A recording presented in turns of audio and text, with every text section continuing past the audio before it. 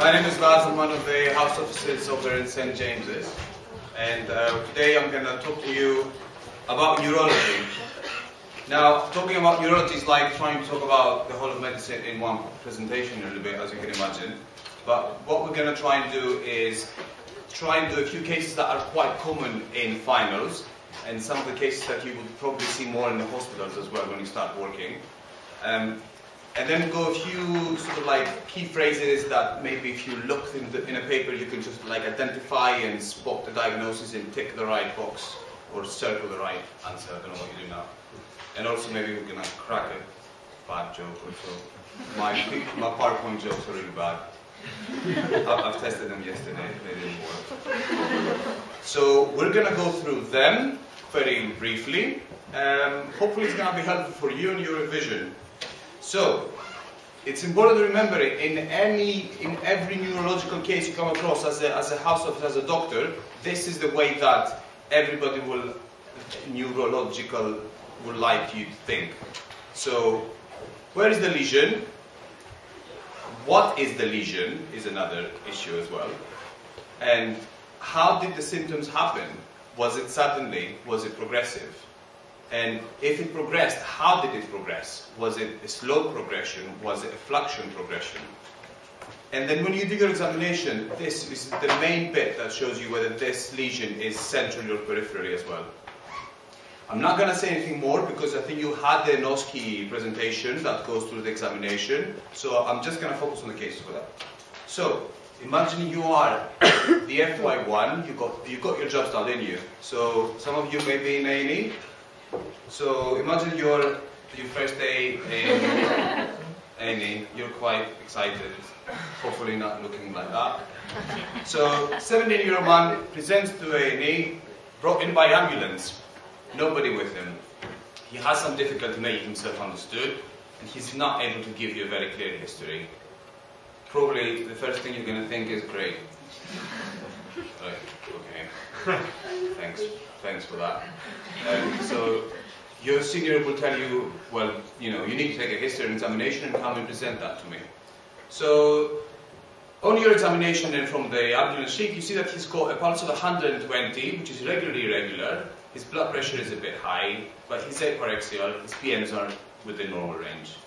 Finally, his son shows up just before you start sort of like going through the paperwork, and he gives you a little bit of past medical history. He's got AF, still some mobility problems. He had a fall recently, not much details, and he says that this morning suddenly started not making sense, not trying to find the right words. What do you think about this so far? A few things should be popping up in your head. Good. So this suddenly word, and basically what we described is the aphasia or the dysphasia, regarding what Greek word you want to use, would suggest a stroke. Elderly patient and muddled, what else would you have in mind? Delirium. Good, so this could be delirium. Recent fall. Yeah, very good. And in some cases, just advanced dementia. You don't know the patient very well, but you will get a more detailed history from the son. Anyway, let's go through a few things of these diagnoses as we go. So stroke, according to the WHO definition, is a syndrome which blah blah blah basically lasts more than 24 hours. That's the important bit, and that's what differentiates it from a TIA. A TIA is an event that will be resolving or resolve within. Occasionally they had this previous definition about 30 minutes or an hour, but it's less than 24 hours. If this is resolved, then it's a TIA, and it has basically no more symptoms. The important thing in strokes is whether it's an ischemic or a hemorrhagic stroke, and that's what can determine your management. In terms of your clinical features, it's completely down to your examination. Usually you'd see some focal deficits, but the presentation of the patient that usually has a stroke is initially flaccid, no reflexes, quite weak, and then they start having this sort of spastic tone that's described as sort of like clasp knife or the brisk reflexes in the extension of flat flancers. So it's all about anatomy, and you're all lead students, you should be all amazing in anatomy. I was a Liverpool student, we didn't do anatomy. Skip that part. So I encourage you to go back and look at this, because all the symptoms are related to each sort of like territory in the arterial territories of the brain. So the middle cerebral artery, the posterior, and also the anterior. Dysphagia is a very common occurring theme in finals. They love that, and especially when it's expressive or receptive, as different parts of the brain are affected. And this is also a favorite Oscar question, because they are different areas in different parts of the brain. So do yourself a favor and go through that in detail when you go back home. I'm not, because I have no idea. So this is a very common classification that you use, and this is basically what we just said. This is the anatomy, and these are the symptoms. And this is a very nicely organized table, but when it comes to finals, it's just a bit like pack, tack, lack, pock. So try not to remember that so much the Bamford, as well as the symptoms and where they come from. So investigations-wise, the best thing ever is clinical examination. You will know when you assess a patient that he is having a stroke because of his clinical signs. However, the most important thing of all is the CT head. Do you know why? Exactly. So that will tell us whether we give him aspirin or not, as well as doing all the baseline investigations that are required in everybody that basically goes through the door in the hospital. Carotid Doppler scan is something that we occasionally do in patients with TIAs as well, because that shows whether there's disease. But in cases of strokes, you can assess that as well. Treatment, as we said, is basically thrombolysis if it's less than 4.5 hours, antiplatelets, and then everything else is what we deal with at the sort of like the aftermath of stroke, physiotherapy, and the rest.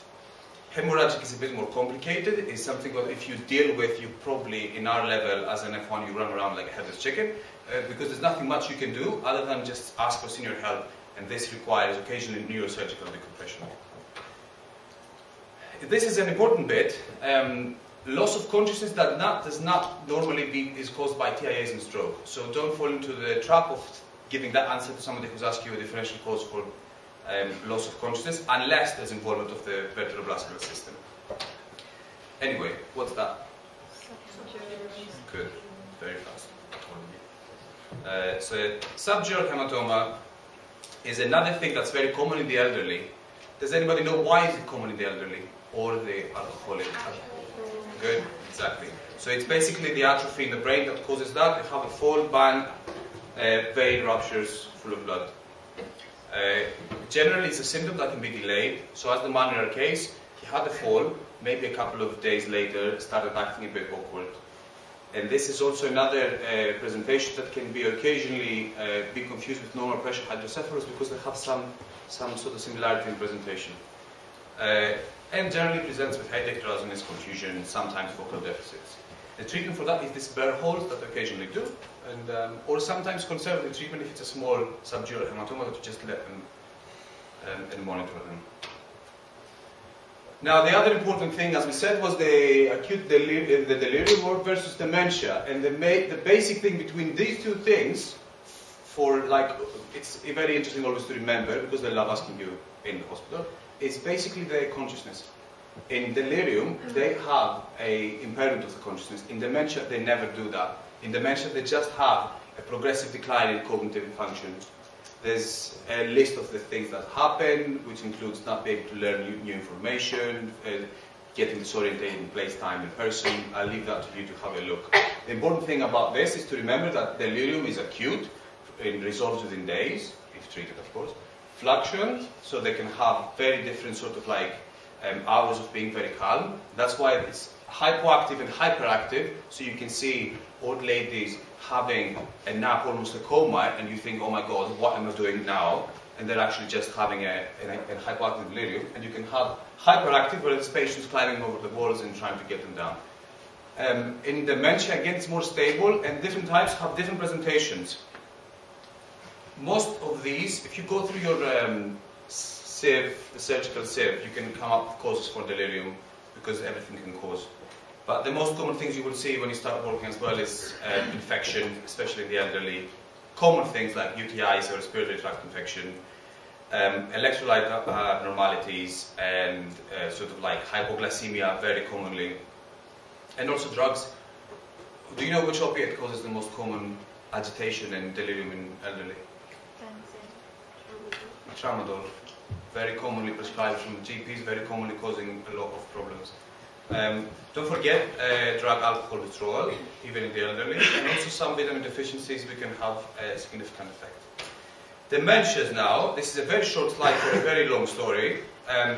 The basically things you need to remember are the 4 things, and next to that you can see an amazing thing I drew myself, and it's from Google. So Alzheimer's disease, the most common, about 65% of the cases, the pathophysiology is all about the beta amyloid plaques and the neurofibrillary tangles.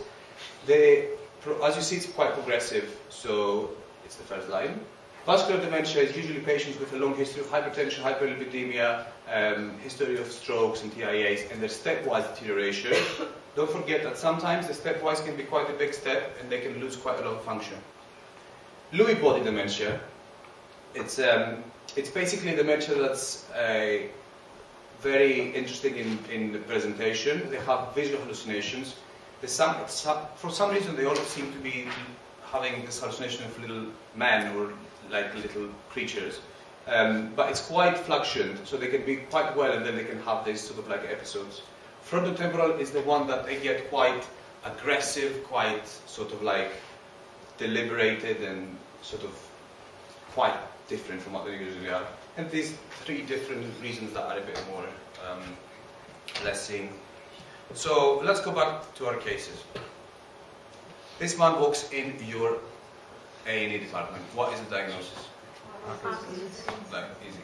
No need for a story. So Parkinson, please. Do you know who that was? Yeah, Muhammad Ali. Parkinson's disease. Just remember TRAP. That's the combination that describes the disease. Tremor, rigidity, echinacea or bradykinesia, and postural instability. Quite common in the elderly, 1 in 2 over 70 years old. And caused by cell generation of the substantia nigra, you know all this pathophysiology has been drilled into you for the past 5 years. The clinical features are quite important. It's important that you remember that idiopathic Parkinson's usually presents asymmetrical and then can become symmetrical. It's the pill rolling tremor, the cold-wave rigidity, the mask-like faces, the reduced blinking, the different gait that's described with different kind of words that you should avoid using in OSCE, like festin and all these things. Poor arm swing, falls, and the monotonous speech. The treatment is still quite the same, all these new agents being tested all the time. Levodopa plus the dopa carboxylase, the dopaminergic agonists, MAOBs, and the deep brain stimulation has been shown over the past years that they may have a significant effect. So it's starting to become more and more considered as a potential treatment. Parkinson Plus, this is a list of things that are quite scary. They're difficult to remember even what the words are in each syndrome. But sometimes you occasionally come across a question in the exam that they will throw something like that. So it's quite easy if you remember a few of these, just for the sake of it. Very commonly, the drug-induced Parkinsonism, which is caused by these kind of drugs, especially this in young people as well. It's quite common. Metoclopramide can cause it. So let's move back to our cases. This is the son from case 1. And he comes to you complaining of the worst headache of his life. The pain is quite widespread around his head, and he, after all this stress, developed to start having a stroke. Any ideas?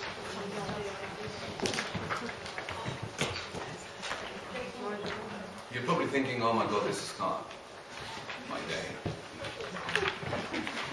But it's very important to ask these questions to everybody who seeks to come and complain of a headache. As ridiculous as it sounds, as a present complaint, it's very important you always check how old they are, how did the pain start, where was the pain, did they have any photophobia, rash and fever, was it worse in the morning, and did they have any associated neurological deficits or vision problems. NICE has a good set of guidelines, and the Scottish, as well as SIGN, has a good set of guidelines for that. But it's important to everybody who comes in to do this. The most common headaches are these. Tension headache, which is described usually in sort of like younger patients with stressful jobs like lawyers and doctors and things like that. It's quite throbbing, there's a tight band sensation on the head, pressure behind the eyes, and occasionally, although this is considered as a different type itself, can be caused by analgesics. Migraine, the cheese-loving disease, is an episodic unilateral headache, occasionally has an aura. The aura can be different things, but it's quite sort of like commonly the zigzag lines and the fortification spectra, but it's also associated with being sick and feeling horrible, wanting to lie down in the corner and things like that. Cluster headache, that's another typical headache that found in males about the age of 30, that has a description of a terrible, horrible pain that involves one of the eyes with a lot of lacrimation, conjunctival injection, and feeling terrible. Temporal arteritis is also another common headache between the population of the elderly, which is associated with jaw claudication and is quite tender and around the skull. Now, each headache has a different sort of like treatment. It's quite extensive. We're just going to quickly go through that. Tension headache is basically relax and take some paracetamol and take it easy. There's nothing much else you need to tell them. Migraine. It's quite an extensive list of medications that have been tried in different types of like trials, but still the mainstay is basically non-pharmacological, basically try and avoid factors that cause a migraine, avoid light, lie in a quiet place, take some simple analgesics, and then if these don't work, there are things that are used for prophylaxis. Triptans and glutamines act on the acute phase, but there's beta blockers and a list of other things that have been tried for prophylaxis that seem to be effective. Cluster headaches is another headache that responds to triptans, but oxygen usually during the attack is quite effective. Temporal arteritis is just one word, steroids, and it's really effective on that. Medication of reduced headache, just stop taking medications really, and try and use other techniques.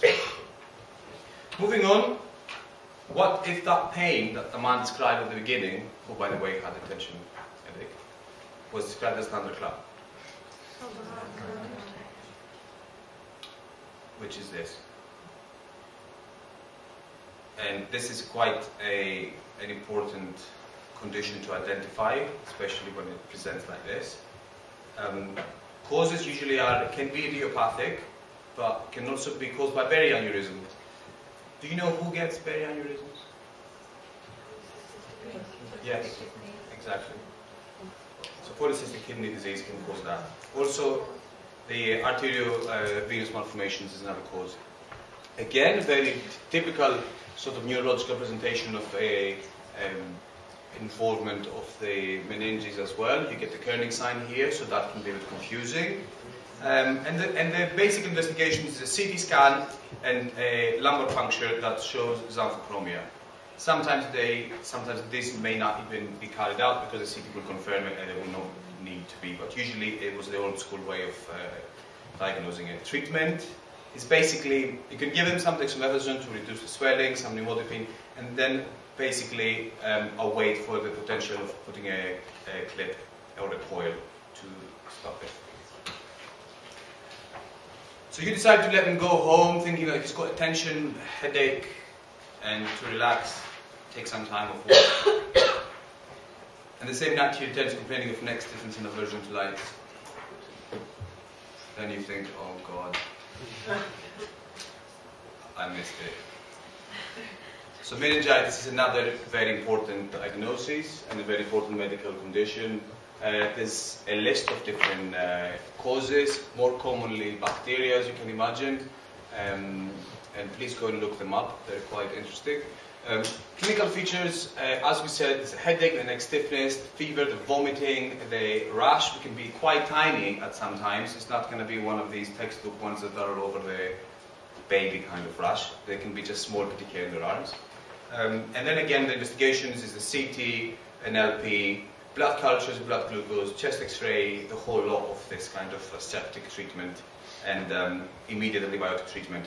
Treat it before you do any further diagnostic. If you have any suspicion, the suggestion is that you treat it with no hesitation, rather than just wait for an LP or wait for a CT.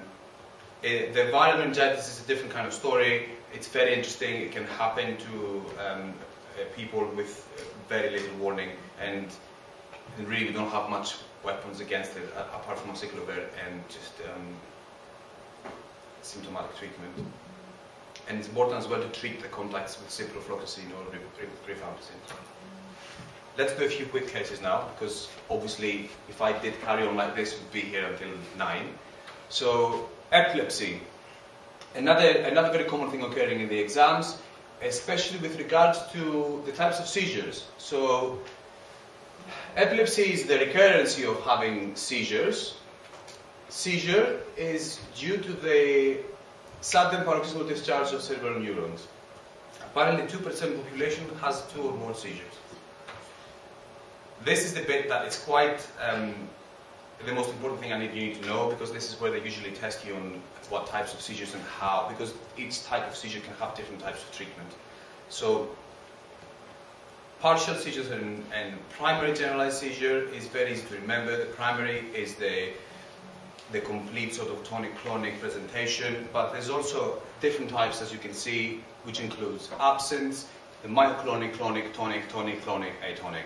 So it can be quite different in presentations, but it's very different from partial seizures, where you can get the simple, where you don't lose consciousness, the complex, where they can be some impairment of consciousness onset, and these partials can then progress into the primary generalized seizures. So it's important to differentiate them.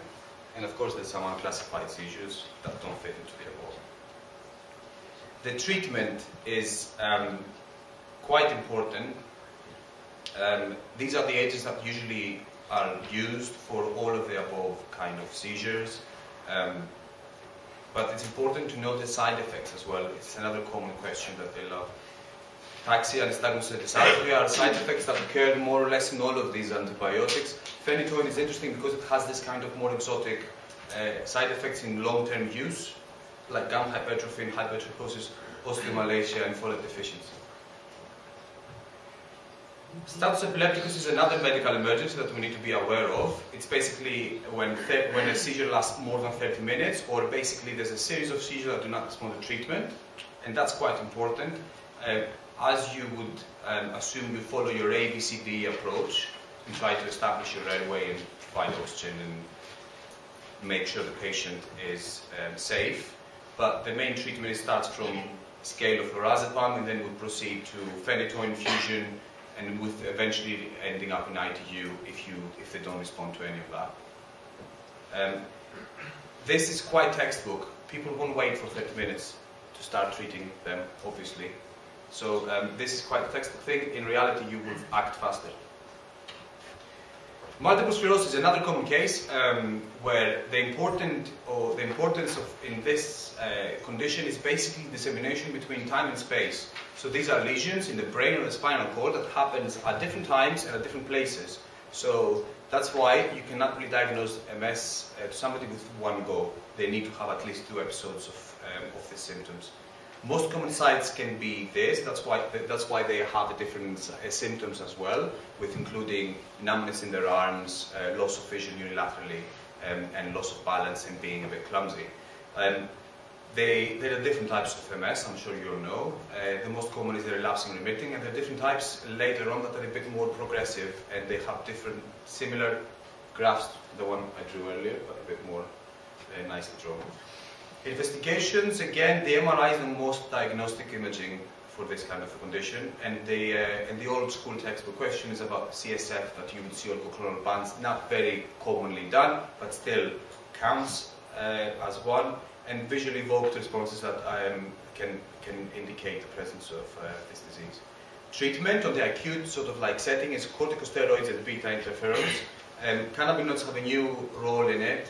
There's now new agents that can be oral, because if you know, beta interferon cannot be given orally, so it's quite uncomfortable for the patient. And as you'd expect, there's like treatments and sort of supportive therapy down the line. What is this? Good. That's another condition also important to spot, like this. And the important thing to remember is the lucid interval. Somebody having a head injury, walking around happily, and eventually starting to have some symptoms quite later on. It's quite an important condition and not easily identified. And again, the CT will show us the answer. However, it's important that this NLP is not done. It's contraindicated because of the pressure. Finally, a few key phrases before I go, of things that maybe if you see in a text you might sort of like spot it. Ptosis, fatigue, and slowness of speech as the day goes by. Good. Inverted champagne, bottle legs, and pescavus. Good. Ascending weakness, 1 to 3 weeks after infection. Yeah, good. Finally, nystagmus, ataxia, phonoplagia, and confusion. Good. Blistering rash affecting eye or ear canal. Yeah. Top row wins the prize. Cafe or less spots of the reflecting and